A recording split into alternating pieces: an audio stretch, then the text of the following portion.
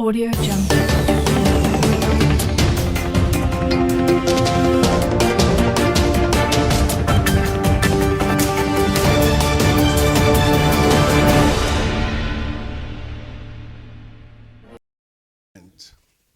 With Mr. President's decision to start today's Federal Executive Council with a report and allocation of time to discuss the unfortunate, the sad, and very devastating disaster, flood disaster in Borno State.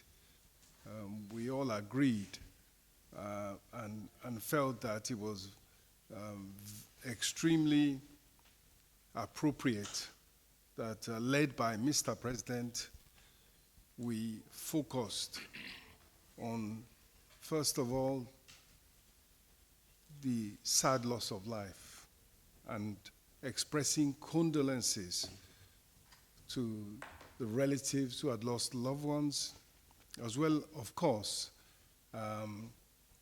as looking to encourage, support, and definitely empathize with those whose lives had been very severely disrupted and negatively affected by the disaster, which, although they had survived, they were facing a very difficult aftermath. Having said that, and we have heard from my colleagues, Honorable Minister for Water Resources, Honorable Minister for Agriculture, their own perspective and details of what happened. But at the end of that important discussion, which we started our meeting with, Mr. President did direct that a disaster relief fund be set up. Now we know we do have the NEMA relief fund. We even have, that was from about 1998, 1999, that was set up. And we do have the, we do also have the flood relief fund that was set up around 2012. But I think Mr. President's view is that we need, in this era of climate change, of climate events, as well as the fact that from time to time there will be, no matter the prevention measures, there will be disasters that will occur, that we need to build greater resilience in the form of a substantial disaster relief fund, separate from the agencies that actually intervene physically. This will focus on the financing and bringing together the funding from across the spectrum, the federal, the subnational levels, even the local levels, and clearly the private sector, and even international philanthropic organizations, a best-in-class fund that would be led by top corporate governance, including leadership by the private sector at an appropriate level, probably heading it, in order to build for Nigeria a resilient response that is of adequate size, scale, and quality, and able to respond in such occurrences as we have had in Borno and elsewhere before. And we, no matter how we prepare and pray against it, we also know that this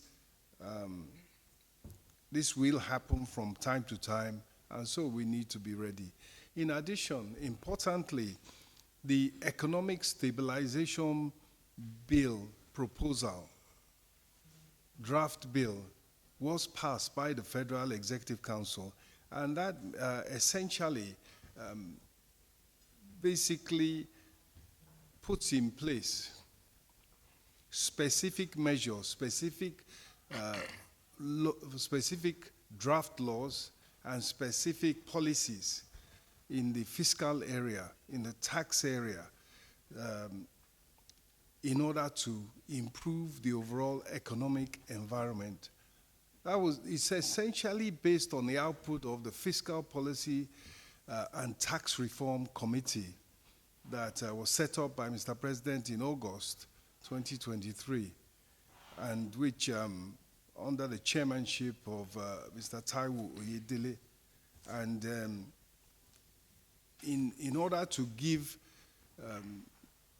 in order to implement those different recommendations, what has been required is changes to various laws, and as a package, the Federal Executive Council did pass for onward transmission to the National Assembly economic stabilization bills. It contains, for example, items that change the Foreign Exchange Act, give greater liquidity, and encourage the use of electronic rather than cash means, for example. And of course, giving the central bank even greater ability to bring in and attract funds such as the money from the international money transfer organizations and others that want to transact foreign exchange business and in fact remit funds to Nigeria. Likewise, the Companies Income Tax Act, there's also a proposal to amend that, basically to allow Nigerians with the skills, the expertise, and the relevant relationships to be able to stay in Nigeria and provide services to foreign companies abroad without those companies having to come and register in Nigeria, thereby opening up a whole vista of employment opportunities, income opportunities, and entrepreneurship opportunities. So those are the types of measures that are contained in what is an omnibus bill.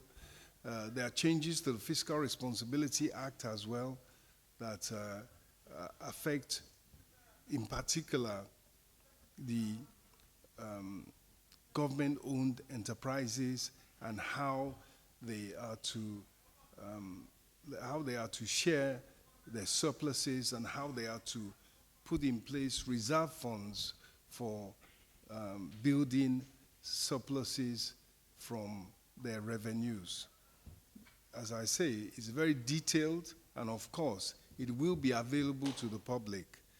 And that was one of the important things that was done at the Federal Executive Council today. Thank you.